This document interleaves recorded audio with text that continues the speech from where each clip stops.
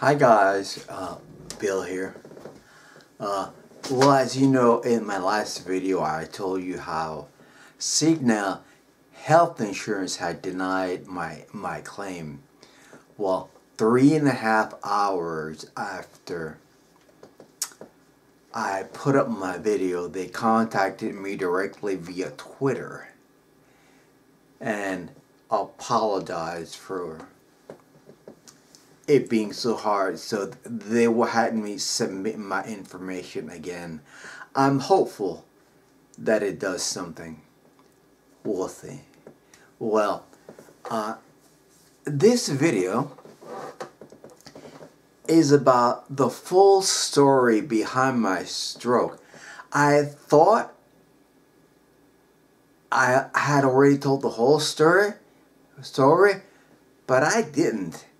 So let's go right now. On April 14th at 3:15 in the morning, I was going to bed and I had just put a new mouth guard in my mouth to keep from grinding the teeth, and I felt as if I had forgotten how to swallow. I can't explain it now, and I thought, ooh, I don't like this mouth guard. So I took it off and it went back to normal. Little did I know that I was having this, that was the first sign of the stroke. So I went back to bed, and at around 6 o'clock in the morning, it came back. And I thought, how strange is that? So what I did was decided to do a walk-in, just drop in at the doctor's office at 9 o'clock in the morning. So I called the chiropractor's office because I had to cancel the appointment. That's when I knew that something wasn't right, because when I when I had to leave a message, I couldn't speak clearly. It made no sense. I tried it 7 times, and eventually the secretary who got the voicemail told me that she thought I was drunk, but I wasn't, of course. So one thing that comes with all of this is confusion in the mind, since I didn't know, you know your classic stroke symptoms with the arm and the weakness, but all I had was that. So I thought, I'll go to the doctor. And the mind was already being confused. So I go into the bathroom, going to take a shower, and this shoulder was like that. And I thought, well, that's strange. Didn't think to call for help, you know. So I got into the shower, because you wanna be clean when you go to the doctor.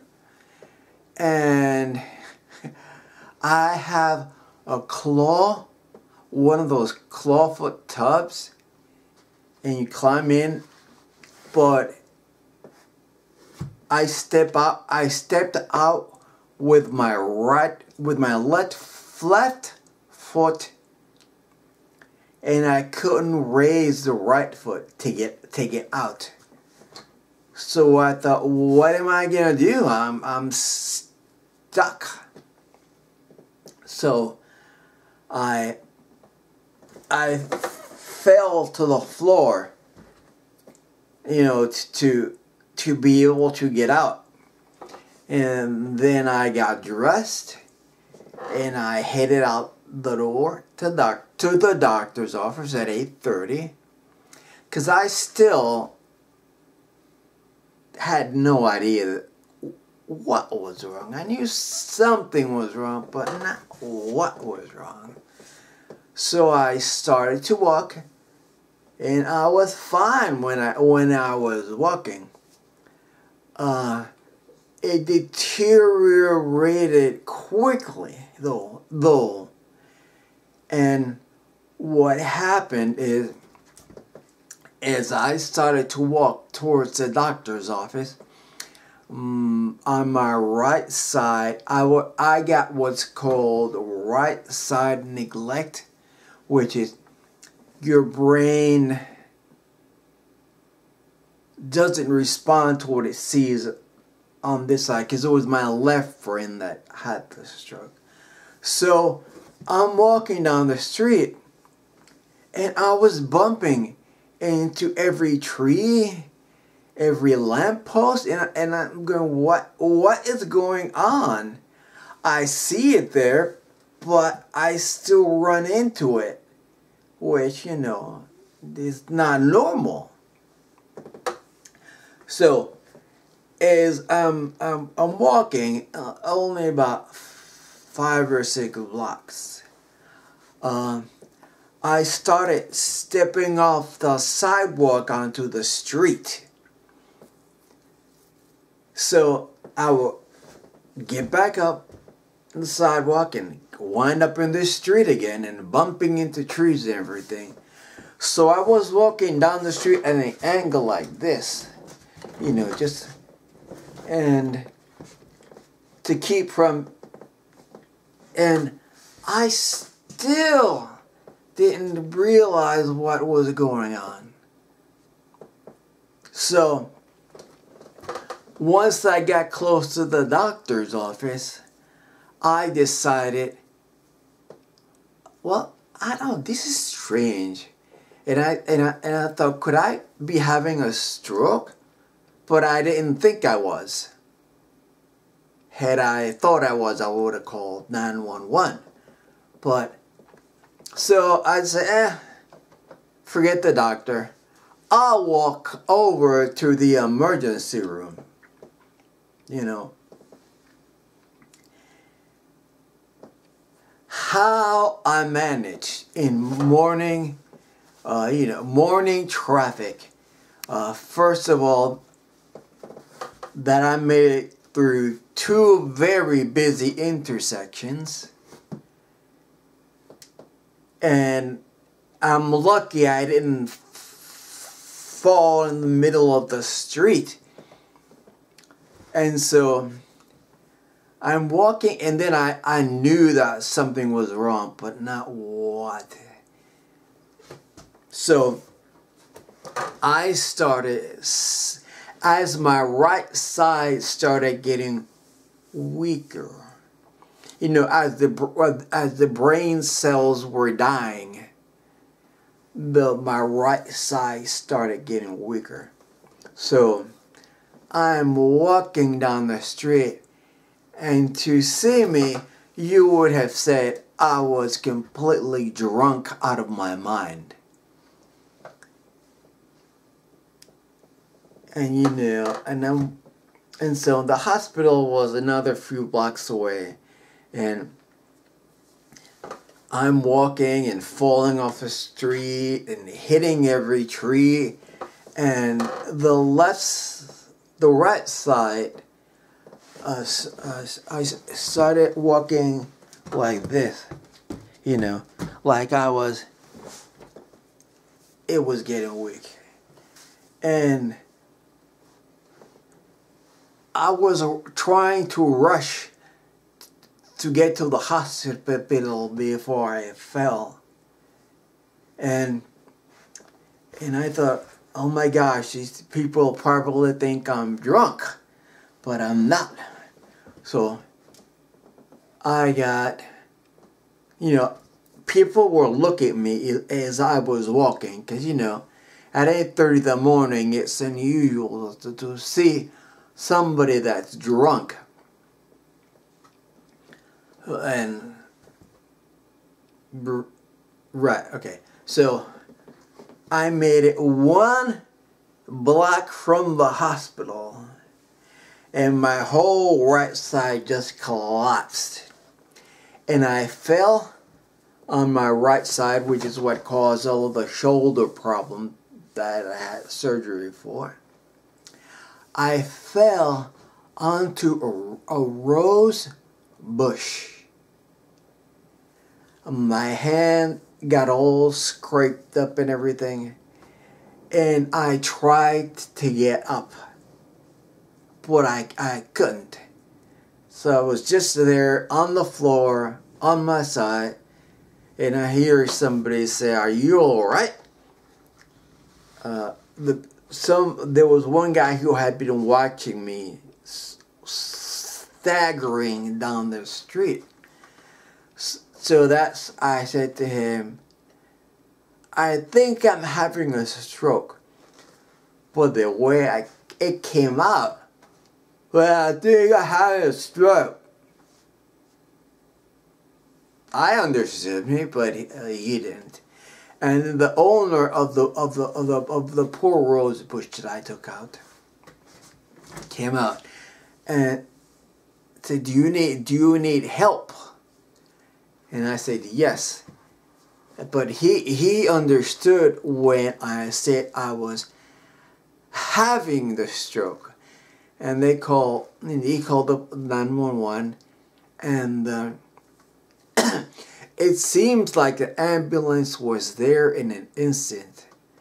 And he says, "Listen, we're not gonna take you to the hospital here. They're not really equipped for strokes.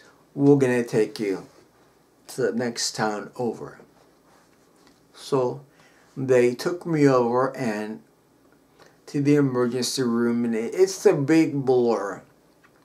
And they kept asking me, "When did you have the stroke?" Well, I thought I had it at 6 o'clock. I didn't even think about it earlier. They said, "Well, we have there's a medicine that we can give you that'll break up the clot, but it'll only break it up if it was in 3.5 hours of a stroke." And it was almost 9:30, so they needed to know right away.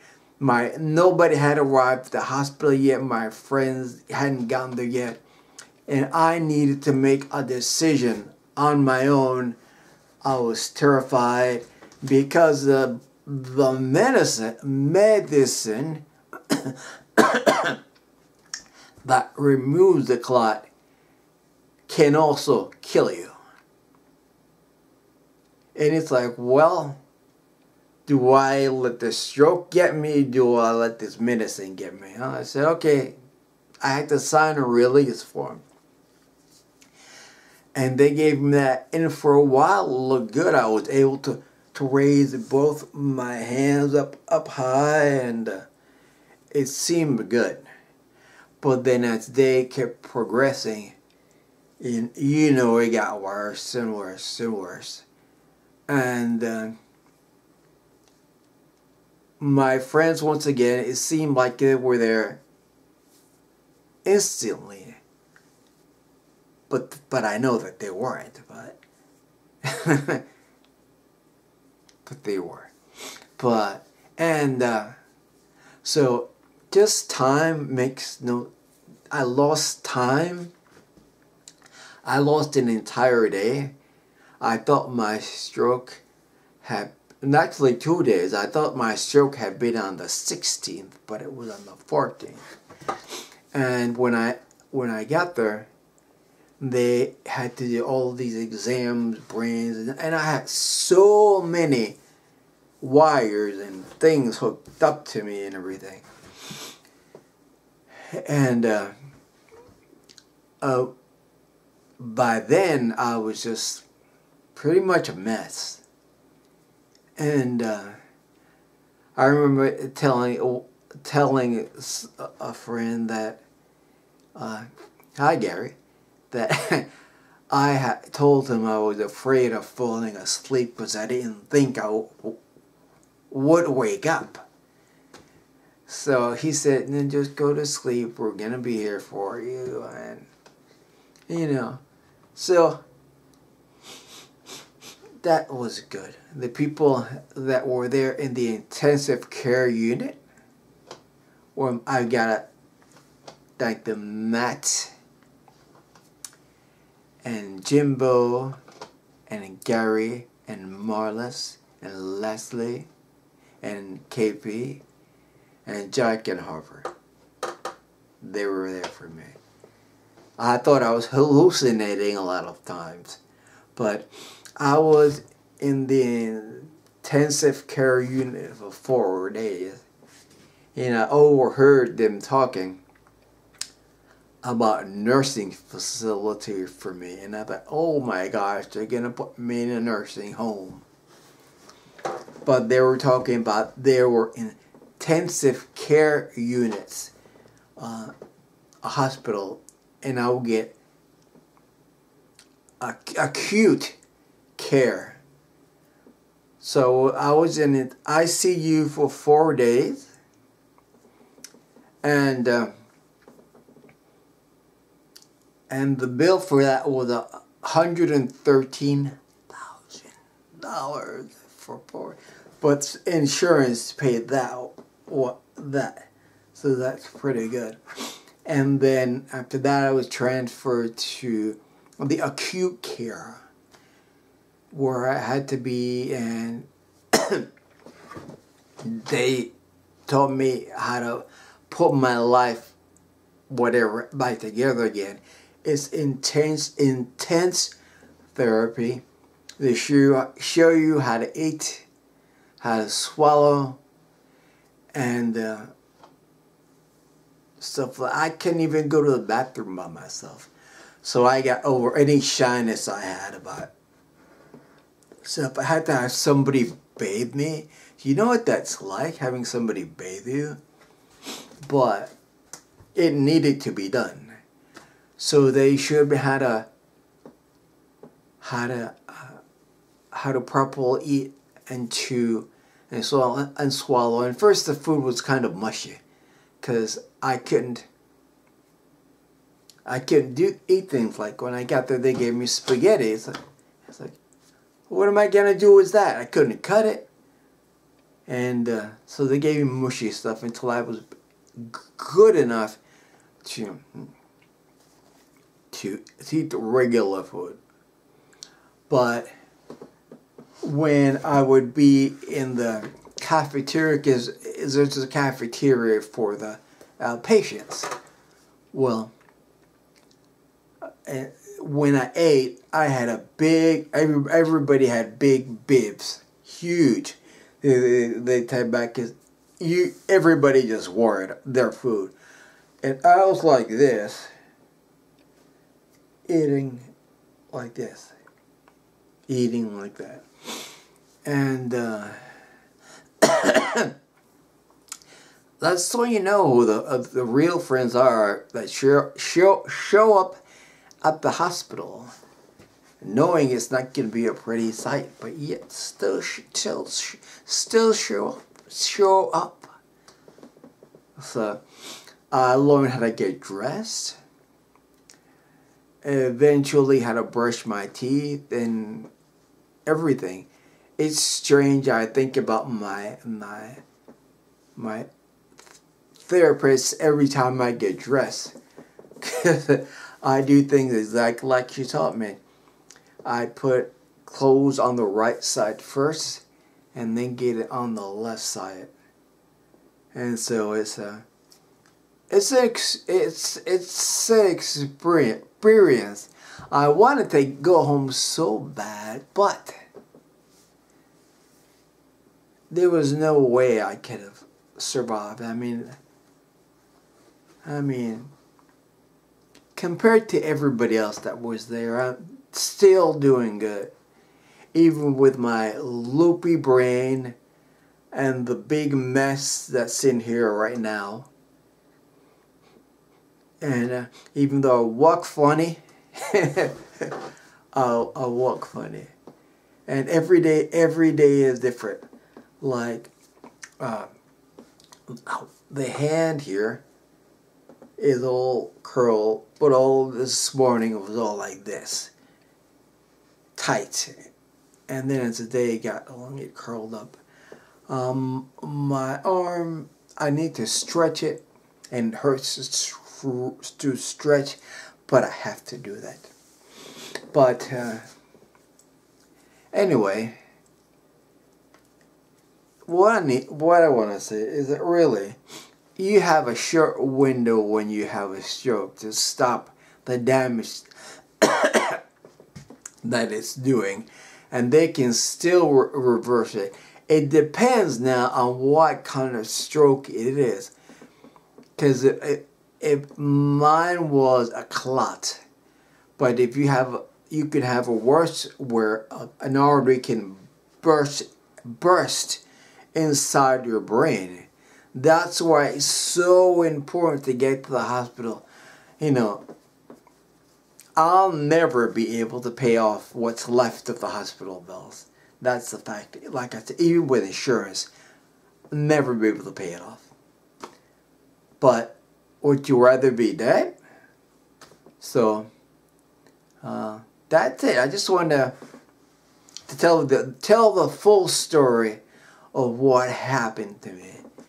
And goodbye. Look at that. I'm pointing. So, bye.